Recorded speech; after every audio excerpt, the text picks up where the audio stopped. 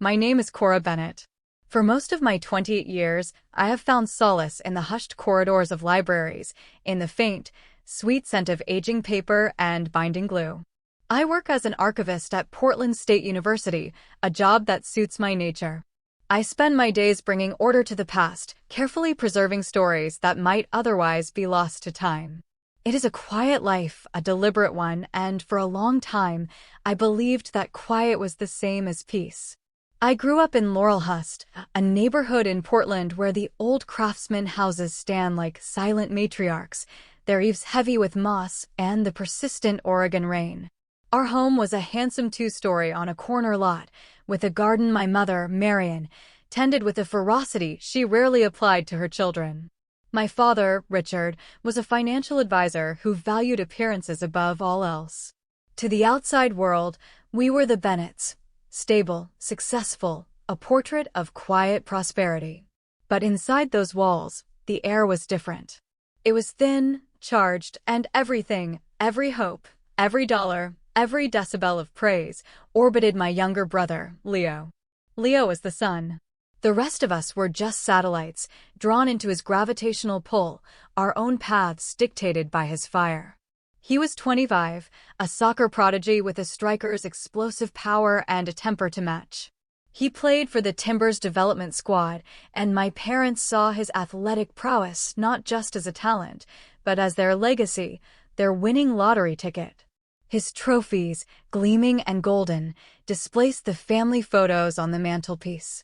The refrigerator was stocked with his high-protein, low-carb meals, while I often made do with whatever was left. Dinners were monologues delivered by my father about Leo's stats, his training regimen, his brilliant future in the MLS. I was the stagehand in the grand production of Leo's life, ensuring the costumes were clean and the props were in place. I had moved back home a year earlier, after my lease ended in a cramped apartment downtown. I told myself it was a practical decision, a way to save for a down payment on a small condo of my own, a place with good light and enough bookshelves. But the deeper, more fragile truth was that I was still searching for a sense of belonging in the one place I was supposed to have it. I was chasing the ghost of a feeling I'd only ever read about in books. I wasn't blind to the storm clouds that were perpetually gathering around my brother. I saw the way his moods could curdle the atmosphere in a room, the way a jovial family dinner could turn to strained silence with a single dark look from him.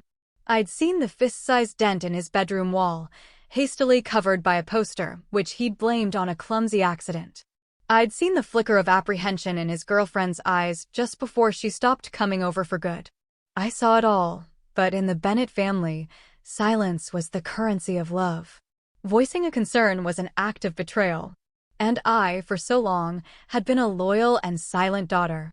The night it happened began with the sound of rain, a steady, relentless drumming against the window panes. It was a Saturday in late autumn. Leo had a crucial match, a final showcase before the team made its roster decisions for the upcoming season. They lost. He came home well after midnight, the front door slamming with a sound that seemed to shake the entire house. I heard the angry stomp of his feet in the entryway, the thud of his gear bag hitting the polished hardwood floor. I was in the kitchen, nursing a cup of chamomile tea and reading a book of poetry. It was my nightly ritual, a small pocket of peace I carved out for myself after everyone else was asleep. I hoped he would just go upstairs, that his anger would be contained within the walls of his own room. But his heavy footsteps came toward the kitchen. He filled the doorway, his broad shoulders blocking the light from the hall. The smell of rain, damp earth, and stale beer clung to him. His face, usually animated and handsome, was a thunderous mask. "What are you looking at?" he snarled. His voice was a low growl. My heart gave a nervous flutter. "Nothing, Leo. I was just reading." I closed my book, marking the page with my finger. I tried to make myself smaller, less conspicuous. He stalked to the refrigerator, pulled out a beer, and twisted the cap off with a violent flick of his wrist. "Whole season's a wash. Coach is a blind idiot." The whole damn team played like they'd never seen a ball before. I felt a familiar, foolish urge to smooth things over, to be the calm in his storm. It was a role I had played my whole life. It was just one match, I said softly, trying to infuse my voice with a gentle optimism. You're an amazing player. Everyone knows that. You'll have other chances. I even managed a small, hopeful smile. It's not the end of the world. That was the line. The one I didn't know existed until I had crossed it. My attempt at comfort was heard as a dismissal of his pain. His eyes, which had been clouded with anger, went flat and cold. The energy in the room shifted, became something sharp and dangerous. What did you say? He whispered. The sound was more terrifying than a shout. I just meant. I never finished the sentence. He moved with the same shocking speed he used on the field. One moment he was by the fridge, the next his hand was fisted in the collar of my robe, his knuckles digging into my clavicle. The fabric tightened around my throat. He was so much bigger than I was, a wall of muscle and rage. He dragged me from my chair, my feet scrambling for purchase on the smooth tile. What would you know about it? He hissed, his face inches from mine, spittle flying. You sit here with your stupid books in your perfect, quiet little world. You have no idea what pressure is. He shoved me backward, hard. My body hit the edge of the granite countertop with a sickening thud. The impact stole the air from my lungs in a single, excruciating gasp. A sharp, searing fire bloomed in my right side, a pain so intense it made my vision swim with black spots. I crumpled to the floor, the cold of the tile a shock against my cheek. I lay there, gasping like a fish on land, my diaphragm spasming, unable to draw a breath. Through the haze of pain, I saw his leg draw back. The kick landed directly where I had hit the counter. I felt more than heard the sound, a deep, resonant crack that seemed to come from the very core of my being. Then, the pain washed over me in a tidal wave, and the world went dark. When consciousness returned, it was in fragments. I was still on the kitchen floor. The world was a blurry watercolor of pain. Every attempt to breathe was a fresh agony. My mother was kneeling beside me, her hand on my shoulder. But her face wasn't filled with concern for me. It was tight with a different kind of emotion, fear. Fear for him. Cora, she whispered, her voice urgent and strained. Your father's stirring. You need to get up. We can't let him see this. I tried to push myself up, but a cry of pain escaped my lips. I can't, I wheezed. I can't breathe. Her eyes, the same shade of blue as my own, finally met mine. There was no softness in them, only a cold, desperate plea.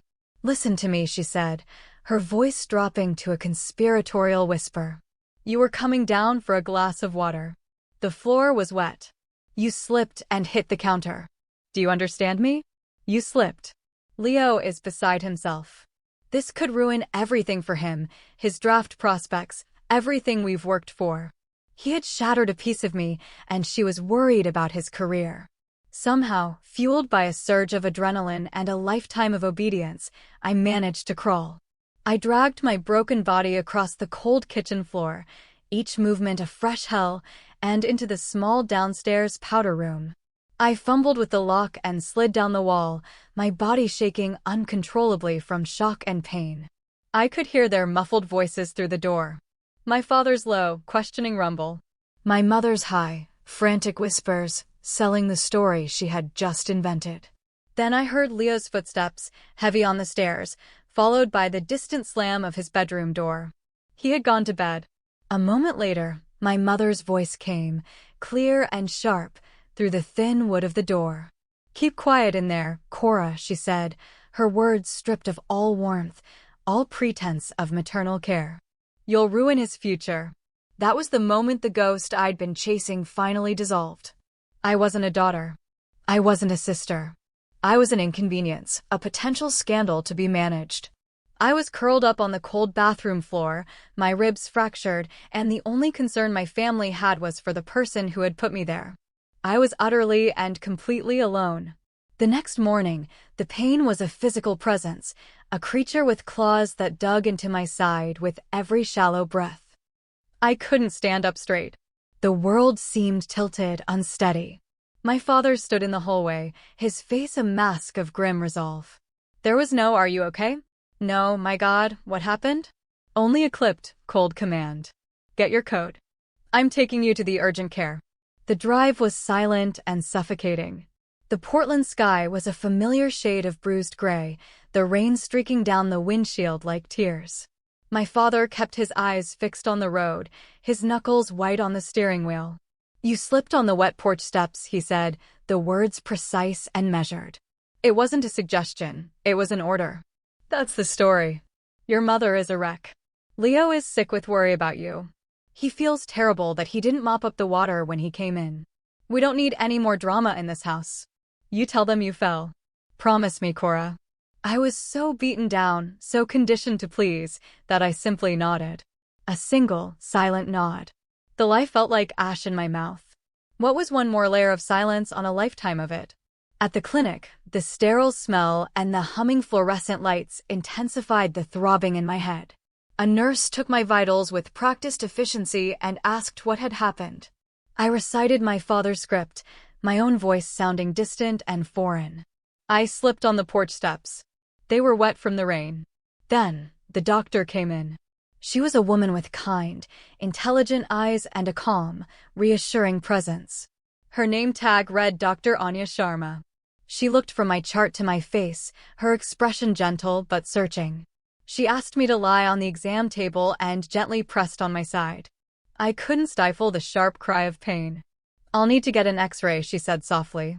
"But before we do that, I want to ask you something."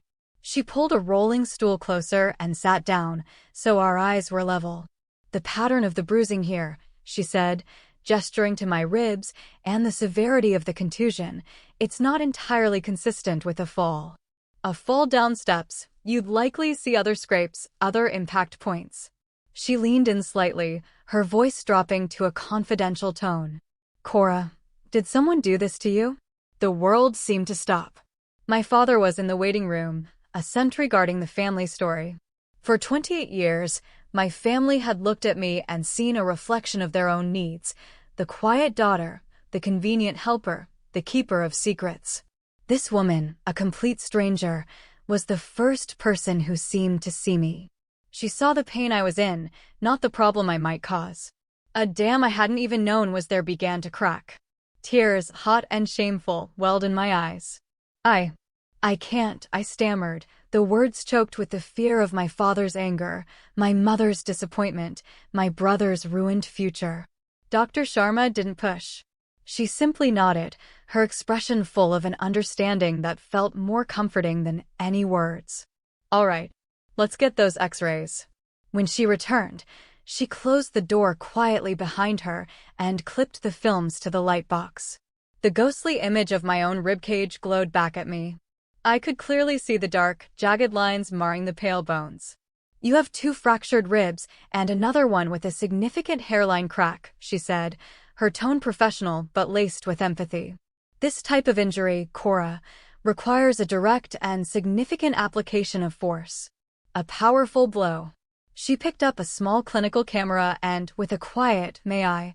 took several photos of the deep purple and black bruises blooming across my side. Then she turned back to me, her gaze steady and unwavering. "I'm going to ask you one more time. I am a mandated reporter. That means if I have a reasonable suspicion that an adult is the victim of a violent crime, I am legally and ethically obligated to report it to the authorities. My primary responsibility here is to my patient. To you." Her eyes held mine. "Did someone do this to you?" It felt like standing on a precipice. Behind me was a lifetime of silence, of making myself small to keep the peace. Before me was a terrifying, unknown path, but it was a path toward the truth.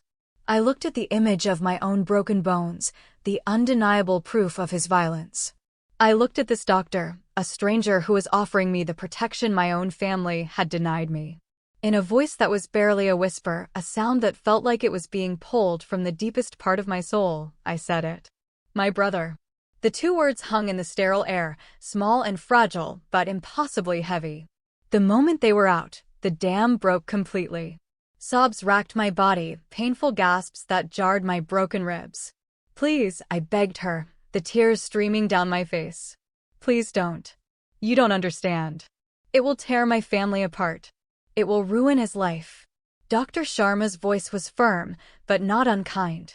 "His life," she repeated gently. "Cora, what about your life? He broke your ribs. I cannot, and I will not, stand by and allow that to go unaddressed. This is not your burden to carry alone anymore. And just like that, the choice was no longer mine to make alone. She had taken my hand and refused to let go. She made the call. As she was required to, she notified the Adult Protective Services hotline, who in turn contacted the Portland Police Bureau.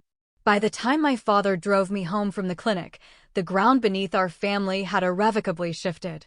A police cruiser was parked in our driveway, its presence an obscene violation of the curated perfection of our Laurel Hills Street. The moment I walked through the door, the backlash was instantaneous and absolute. My mother's face, when she saw me, was a mask of pure hatred. "What did you do?" she shrieked, her voice thin and sharp. My father grabbed my upper arm, his fingers digging in painfully. "I told you to keep your mouth shut," he hissed, his face contorted with fury. "You just detonated a bomb in the middle of this family. You destroyed your brother. I hope you're happy." But for the first time, their words didn't penetrate. The fog of fear and obligation that had clouded my life for so long was beginning to lift.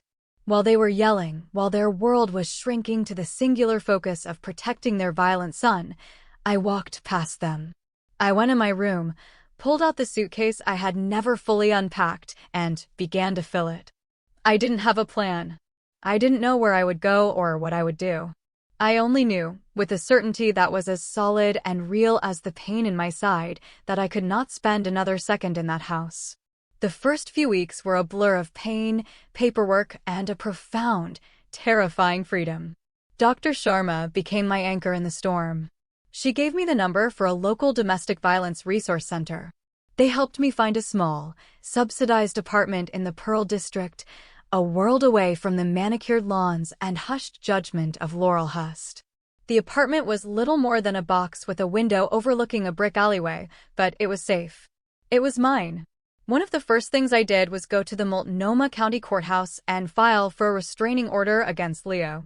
Standing there, my hand trembling as I filled out the forms detailing the assault, was the most difficult and the most liberating thing I had ever done. It was my story, in my own words, on an official document. It was real. My family did not go quietly. The calls and texts were a relentless siege. My mother left tearful, manipulative voicemails about how I was selfishly tearing the family apart over a misunderstanding. My father sent terse, threatening messages about cutting me off financially, as if the crumbs of their affection he'd occasionally tossed my way had ever been enough to sustain me. They even sent texts that were supposedly from Leo, stilted apologies that were clearly typed by my mother, full of phrases about stress and pressure. One by one, I blocked their numbers. The silence that followed was a bomb. Dr. Sharma connected me with a pro bono lawyer, a sharp, empathetic woman named Genevieve Croft who specialized in cases like mine. With Genevieve's guidance, I filed a civil suit against Leo, not just for my medical expenses, but for pain and suffering. It wasn't about the money. It was about accountability. It was about stating, in the language the world seemed to understand, that what he did had a cost. The news of the police investigation and the lawsuit quickly reached his soccer club. His contract was suspended indefinitely. The golden future my parents had mortgaged their integrity for was suddenly tarnished, coated in the mud of his own making. I started therapy. In a quiet, sunlit office that smelled of lavender and old books, I began to unpack not just the assault, but the lifetime of smaller, insidious wounds that preceded it. I talked about the crushing weight of being invisible, the hollow ache of being emotionally abandoned by the very people who were supposed to be my safe harbor. Slowly, painfully, I began to heal. I bought a small fiddle-leaf fig for my empty apartment and named it Finn. I put up prints of Monet and O'Keeffe on the stark white walls. I started sleeping through the night without the recurring nightmare of falling. I would walk along the Willamette River in the evenings, watching the city lights glitter on the water, and for the first time, I felt like I was a part of the city, not just a ghost passing through it. One afternoon, scrolling through a community newsletter, I saw a notice for a new city-funded grant program. It was for initiatives aimed at helping at-risk youth and young adults. An idea, born from the ashes of my own experience, sparked in my mind. I spent the next month pouring all my energy, all my late nights and weekends, into writing a proposal. I envisioned a program for young adults who, like me, felt voiceless, those aging out of foster care or leaving unstable homes. It would be a safe space, a workshop focused on creative writing and storytelling, a place to learn that their experiences mattered and that their voice was a source of power. A few months later, I received a thick envelope from the city. My hands shook as I opened it. I had gotten the grant. I named the program the Hearthstone Project for the sense of warmth, safety, and foundation I wanted it to represent. A year after the assault, the Hearthstone Project was thriving. We were holding our first public showcase and fundraiser at a community arts center in Southeast Portland. The room was filled with the gentle buzz of supporters, community leaders, and the proud, nervous families of the young writers who would be sharing their work. I stood at the podium, my heart full, sharing our mission. We believe, I was saying, that telling your own story is one of the most powerful acts of healing there is. It's an act of taking back the narrative, of saying, I am the author of my own life. Suddenly, the double doors at the back of the auditorium burst open with a crash. Standing there, silhouetted against the evening light, was Leo. The room fell into a shocked silence. He looked different. Thinner, his clothes rumpled. The easy confidence was gone, replaced by a haggard desperation. But the rage in his eyes was the same. It was a fire that had been banked, but not extinguished. You, he shouted, his voice echoing in the cavernous space. He pointed a trembling finger at me. You did this. You ruined my life. All because you're a clumsy, pathetic liar. A jolt of pure, cold fear shot through me. My heart hammered against the very ribs he had broken. The old Cora would have shrunk. She would have stammered an apology. She would have wished for the floor to open up and swallow her whole. But I was not the old Cora. I calmly placed my note cards on the podium. I took a deep breath, the air filling my lungs smoothly, completely. I stepped down from the small stage and walked slowly, deliberately, down the center aisle, closing the distance between us until I was standing in the middle of the room, in the full view of every person there. I looked directly at my brother, at the wreckage he had made of himself. Then I turned my gaze to the stunned audience, to the supporters, the parents, and the young people my program was built to serve.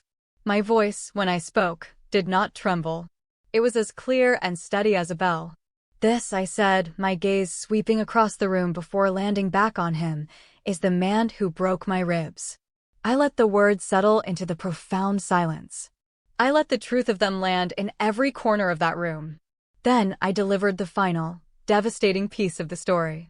And this, I said, my voice softening with a sad, resolute finality, is the family that told me to stay quiet about it. The silence that followed was absolute. It was deeper and more powerful than his shouting, more damning than any court verdict. In that silence, his rage sputtered and died, leaving only a pathetic, defeated man standing in a room full of witnesses to his shame. 2 security guards moved in quietly and escorted him out of the building. He didn't resist. I never saw my parents or my brother again. I never sought an apology or demanded an explanation. I didn't need one. Their silence over the years had told me everything I needed to know. Leo's life wasn't ruined by me. It was ruined by the consequences of his own violence. My parents didn't lose a daughter. They chose to discard one. My peace did not come from revenge. It came from the quiet, steady work of building a new life.